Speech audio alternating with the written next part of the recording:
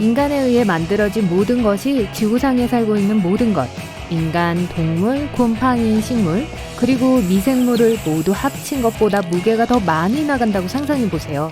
만약 머지않아 여유 공간이 모두 사라지고 우리가 화성으로 떠나면서 필요한 것만 가지고 갈 수 있다면 어떨까요?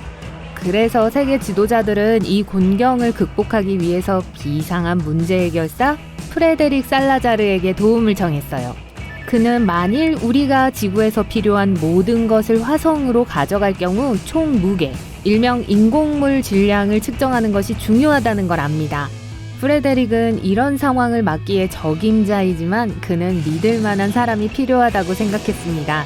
그가 염두하고 있는 사람은 애니 슈퍼노바입니다. 아무리 무거운 물건이라도 들어올릴 수 있는 초능력을 지닌 대담한 탐험가는 세계적으로 유명했어요. 한 번은 애니가 세계에서 가장 무거운 타워인 부르즈 칼리파를 번쩍 들어올리고 쿠프의 피라미드를 옮긴 적이 있었어요. 애니 슈퍼노바는 모험 정신으로 똘똘 뭉쳤어요. 너무 힘든 일이나 너무 먼 길은 그녀에게 존재하지 않아요. 직접 일처리를 하는 걸 두려워하는 사람이 아니죠. 인간이 만든 물건의 총무게를 계산하는 건 쉽지 않은 일일 거예요. 어려운 작업이겠지만 애니는 콘크리트, 벽돌, 금속 등 건물에 사용되는 재료를 검사할 계획을 가지고 있어요. 그녀는 화성에 어떤 건물들을 가져갈지 그리고 무엇을 남겨둘지 고려해야 해요. 애니는 전 세계 다양한 분야를 깊이 탐험해야 합니다. 일부 위치는 접근하기 어렵고 위험할 수 있어요. 자, 미션이 시작됐어요. 뉴욕. 애니는 번잡한 대도시를 지나 급히 엠파이어 스테이트 빌딩을 들어 올립니다. 당황한 사람들이 무슨 일인지 궁금해하고 있을 때 애니가 36만 5천 톤의 총무게를 재빨리 적습니다. 가는 길에 고층 건물 몇 개를 들어봅니다.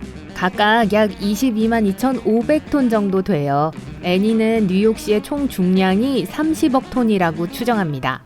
이 도시를 옮길 수 있어요. 건물들을 제자리에 놓고 애니는 서둘러 공항으로 향합니다. 일본으로 날아가요. 낙하산을 타고 도쿄타워에 내려요. 군중들 사이에서 무게를 측정하기 위해 재빨리 건물을 들어 올립니다. 4,000톤이에요.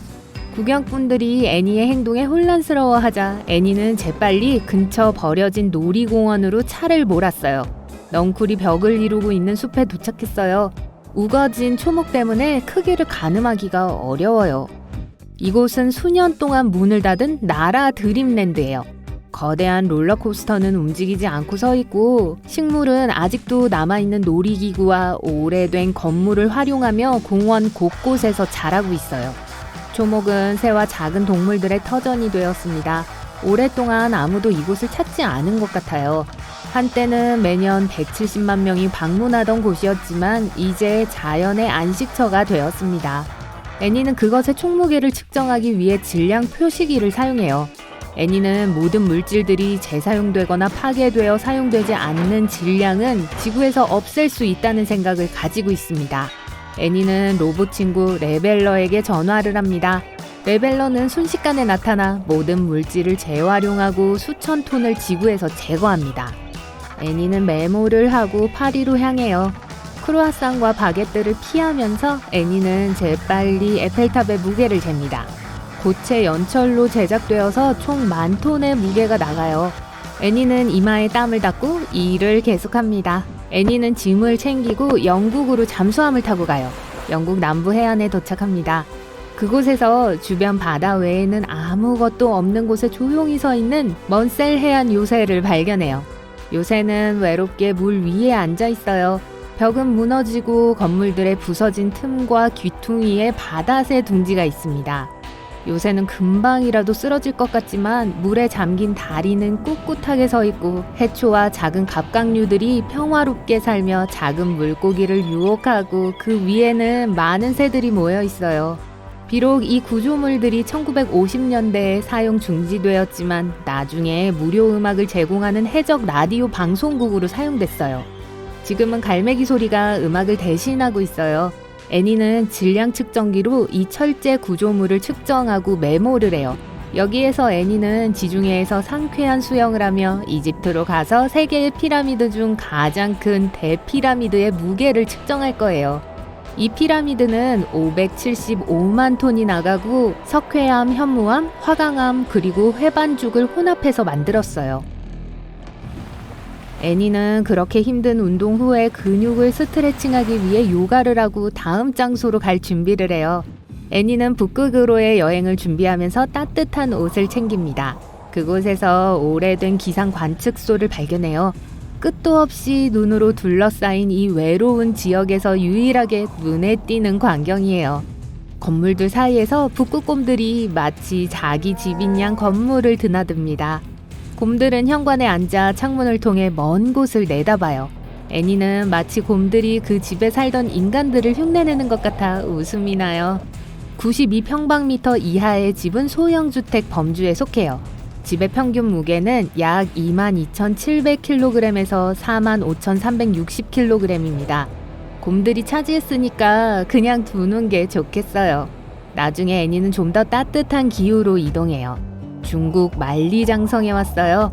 총 8,850km에 이르는 이 거대한 구조물의 부분을 따로 조심스럽게 들어 올려야 해요.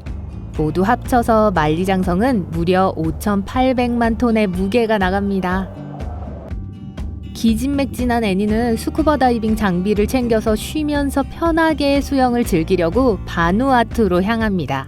이곳 바누아투에서 밀리언 달러 포인트라고 불리는 곳에서 다이빙을 해요. 이곳은 1940년대 후반에 사람들이 많은 차, 트럭 같은 차량들을 버린 곳이에요. 애니는 물속으로 뛰어들어 금속 기계산이 조용히 물속에 잠겨있는 숨막히는 광경을 감상합니다. 애니는 오래된 차량들의 종류를 기록하다가 그것들이 자연적으로 인공 암초를 만들어냈다는 것을 알고 놀랍니다. 따개비, 산호, 굴, 그리고 해조류는 모두 철제 구조물에부터 광물을 먹고 수중 식물의 숲으로 자라났어요. 각각의 차량은 독립적인 생물권을 형성하고 있어요. 레벨러를 부르려고 하다가 버려진 차량 더미 곳곳에 수백 마리의 물고기가 살고 있는 것을 보고 멈춥니다.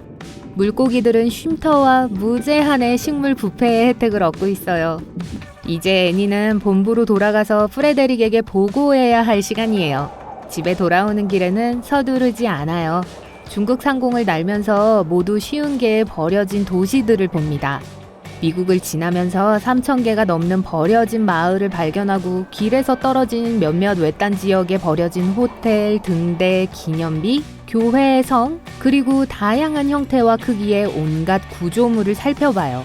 다시 한번 각각에서 다양한 요소들을 발견하고 자연은 인간이 없는 곳에서 더 번성한다는 것을 깨닫습니다. 지친 애니는 마침내 프레데릭의 사무실 본사에 도착합니다. 프레데릭은 친구 레벨러와 함께 애니를 맞이해요. 상사가 최종 보고서를 기다리고 있어요. 애니가 프레젠테이션을 보여줘요. 애니의 평가와 계산에 따르면 인간이 지구에 만든 것의 총 무게는 약 1154기가톤입니다.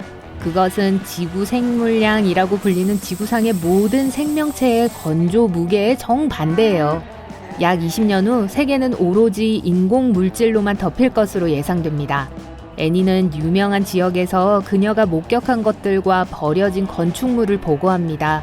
의심할 여지 없이 애니는 필요한 건물들을 들어 올려 화성으로 옮길 수 있지만 지구를 떠날 필요가 없어요.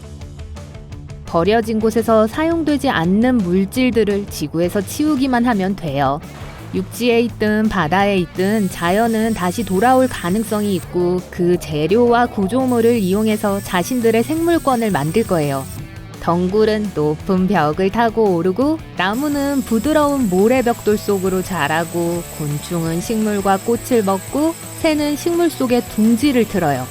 온갖 종류의 동물들이 인공 구조물에 새 집을 마련했어요. 이 구조물들은 새로운 삶의 터전을 제공해요. 애니가 인간 또한 다른 생명체들을 거울 삼아서 지구에서의 삶에 또 한 번의 기회를 주어야 한다고 말하는 동안 프레데릭은 묵묵히 앉아 있어요. 레벨러는 미소를 지으며 사용하지 않는 물건을 치울 준비가 되어 있어요. 그리고 프레데릭은 사람들에게 지구가 얼마나 독특하고 아름다운지를 상기시킬 준비가 됐어요.